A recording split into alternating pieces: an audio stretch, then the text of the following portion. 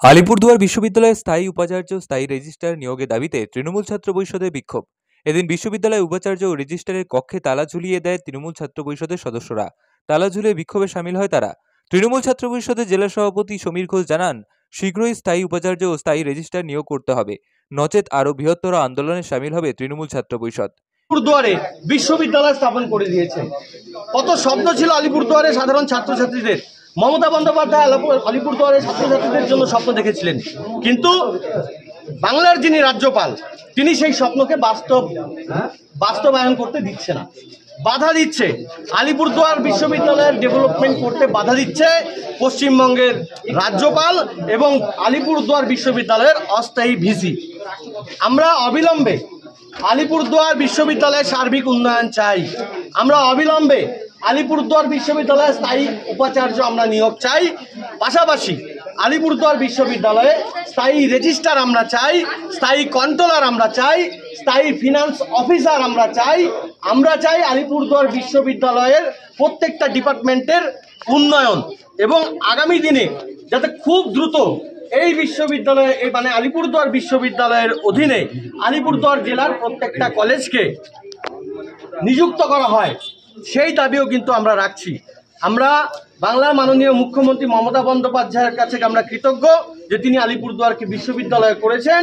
আমরা রাজ্যপালকে আমরা বলছি যে রাজ্যপালকে আমরা জানিয়ে দিতে চাই যে তার যে অনৈতিক সিদ্ধান্ত, তার যে ভুল সিদ্ধান্ত, সেই ভুল সিদ্ধান্তের ফলে আজকে আলিপুরদুয়ারের ছাত্রছাত্রীরা আজকে আলিপুরদুয়ারের ছাত্রছাত্রীদের অবস্থা একটা ভয়াবহতার সম্মুখীন আলিপুরদুয়ারের ছাত্রছাত্রীরা হচ্ছে। আজকে আপনারা দেখছেন যে আলিপুরদুয়ার বিশ্ববিদ্যালয়ে সাধারণ ছাত্রছাত্রীরা আসছে না, প্রতিনিয়ত ক্লাস হচ্ছে না এখানটায়। আজকে যখন রেজাল্ট পাবলিশড হচ্ছে, ইউজির যখন রেজাল্ট পাবলিশড হচ্ছে, তখন আপনারা দেখতে পাচ্ছেন যে 95% স্টুডেন্ট ফেল হয়ে যাচ্ছে। কারণ কি? ব্যর্থতাটা কার? ব্যর্থতাটা আলিপুরদুয়ার বিশ্ববিদ্যালয়ের উপাচার্য এবং রেজিস্ট্রারের। আমাদের ছাত্রছাত্রী ভাই বোনেরা তারা পড়াশোনা করতে চায়, কিন্তু বিশ্ববিদ্যালয়ে ক্লাস করানো হয় না। Bureau news, ABN 24/7।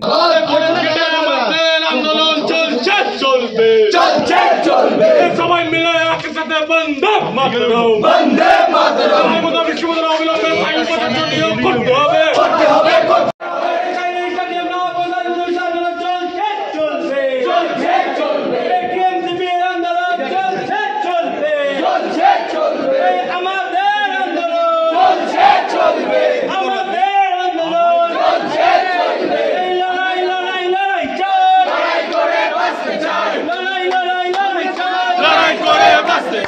এই লড়াইয়ের নেত্রীকে,